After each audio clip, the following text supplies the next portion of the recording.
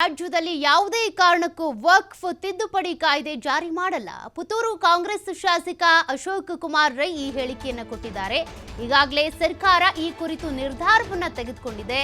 ರಾಜ್ಯದಲ್ಲಿ ಯಾವುದೇ ಕಾರಣಕ್ಕೂ ವಕ್ಫ್ ತಿದ್ದುಪಡಿ ಕಾಯ್ದೆ ಜಾರಿ ಆಗೋದಿಲ್ಲ. ಪುತ್ತೂರು ಕಾಂಗ್ರೆಸ್ ಶಾಸಕ ಅಶೋಕ್ ಕುಮಾರ್ ರೈ ಅವರ ಹೇಳಿಕೆ ಇದು. ಈಗಾಗಲೇ ಸರ್ಕಾರ ಈ ಕುರಿತು ನಿರ್ಧಾರವನ್ನ ತೆಗೆದುಕೊಂಡಿದೆ. ಕರ್ನಾಟಕದಲ್ಲಿ ವಕ್ಫ್ ಕಾಯ್ದೆ ಜಾರಿ ಮಾಡೋ ಪ್ರಶ್ನೆನೇ ಇಲ್ಲ.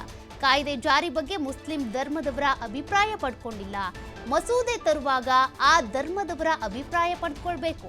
ಆ ಧರ್ಮದವರಿಗೆ ಬೇಕಿದ್ರೆ ಮಾತ್ರ ಆ ಮಸೂದೆ ಜಾರಿಗೆ ತರಬೇಕು.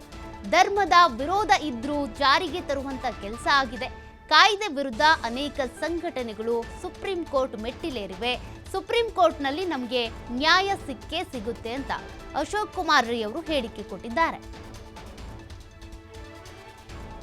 ಕೇಂದ್ರ ಸರ್ಕಾರವು ಒಂದು ವಕ್ಫ್ ಬಿಲ್ ಅನ್ನು ಈಗಲೇ ಜಾರಿಗೆ ತಂದಿದೆ.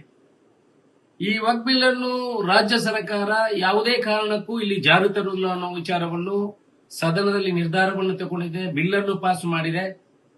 ಆದ್ರಿಂದ ಕರ್ನಾಟಕದಲ್ಲಿ ಇದನ್ನು ಚಲಾವಣೆ ಮಾಡುವಂತ ಪ್ರಶ್ನೆಯೇ ಇಲ್ಲ. ಇವತ್ತು ಈ ವಕ್ಫ್ ಬಿಲ್ ಅನ್ನು ಸುಪ್ರೀಂ ಕೋರ್ಟ್ನಲ್ಲಿ ಹಲವು ಸಂಘಟನೆಗಳು ಇದನ್ನು ಪ್ರಶ್ನಿಸುವಂತಹ ಕೆಲಸವನ್ನು ಮಾಡಿದೆ.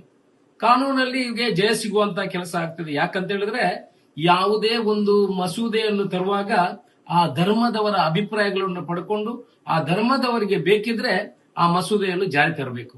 ಇವತ್ತು ಧರ್ಮದ ವಿರೋಧ ಇದ್ರೂ ಅದನ್ನು ಜಾರಿ ತರುವಂತಹ ಕೆಲಸವನ್ನು ಮಾಡಿದೆ. ಇದು ಖಂಡನೀಯ.